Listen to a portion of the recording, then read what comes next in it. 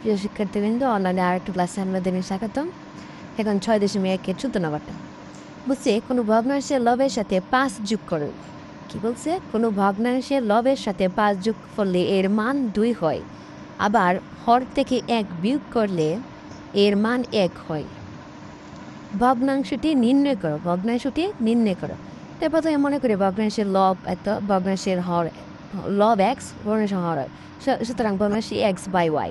সরাসরি আপনি লিখতে পারেন, মনে করি ভগ্নাংশটি এক্স বাই ওয়াই। হর বা লব হর এভাবে উল্লেখ না করলে এখন সমস্যা নাই। এরপরে বলছে যে প্রথম প্রশ্নের মধ্যে প্রথম শর্ত অনুসারে বলছে যে কোনো ভগ্নাংশের লবের সাথে 5 যোগ করলে এর মানে শুধু লবের সাথে না, লব দোষী এক, শুধু লবের সাথে না, অর্থাৎ পুরো ভগ্নাংশ লেখা লবের সাথে 5। যেমন পুরো ভগ্নাংশ এক্স প্লাস ওয়াই, এই যে পুরো ভগ্নাংশ এক্স প্লাস ওয়াই, এর সাথে লবের সাথে 5 যোগ করলে এর মান 2 হয়। এরপরে এটা আপনার আড়াআড়ি গুণ করছি আড়াআড়ি গুণ X plus 5 into X Y by 2।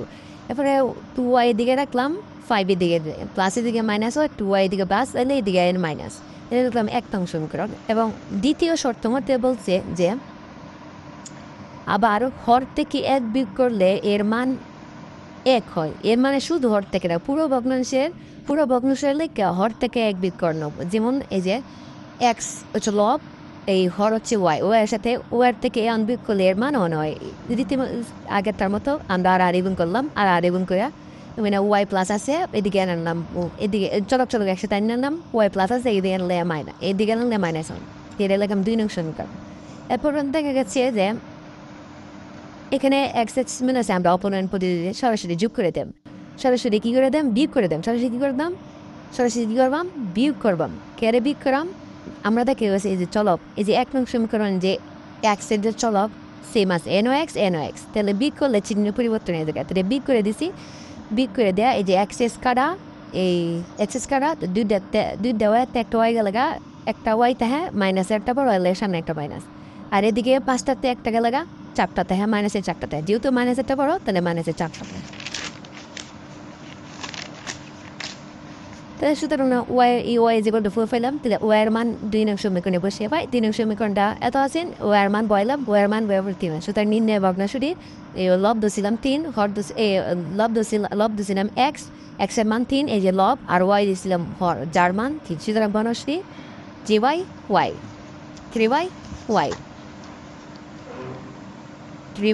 Y A হচ্ছে 14 নম্বর অঙ্ক। 14 নম্বর আপনারা ভালো করে বুঝবেন, কারণ এটাতে আপনার আছে এই সৃজনশীল এটার মতো একটা ডাক আছে। এরপর দেখেন 15 নম্বর কি কইছে, 15 নম্বরটা দেখেন। 15 বলছে কোনো প্রকৃত ভগ্নাংশের লব ও হরের যোগফল। কি কইছে, ডাকটা ভালো করে পড়েন। বলছে এখানে কোনো প্রকৃত ভগ্নাংশের, অর্থাৎ প্রকৃত ভগ্নাংশে কি আমরা জানি, যে ভগ্নাংশের লব ছোট হর বড়, যে ভগ্নাংশের লব ছোট এবং হর কি বড়, গিয়ে প্রকৃত ভগ্নাংশ বলা হয়। তাই ভগ্নাংশের লব ও হরের যোগফল 14 এবং বিয়োগফল 8 হলে ভগ্নাংশটি নির্ণয় করে। নীতিমতো আমরা লিখলাম মনে করি ভগ্নাংশের লব এক্স বানানোর হয়, সুতরাং ভগ্নাংশটি এক্স প্লাস ওয়াই। এখানে দেখেন প্রকৃত ভগ্নাংশ লিখেছেন প্রকৃত ভগ্নাংশ, প্রকৃত ভগ্নাংশে কি বড় তাহে ওয়াই বড় তাহে, কি বড় তাহে ওয়াই বড় তাহে। তাহলে আমরা লিখে দিল, আমরা লেখা লাগবে যে এক্সের থেকে ওয়াই বড়, কারণ কি কইছি এনে প্রকৃত কইছি, কি কইছে প্রকৃত ভগ্নাংশ।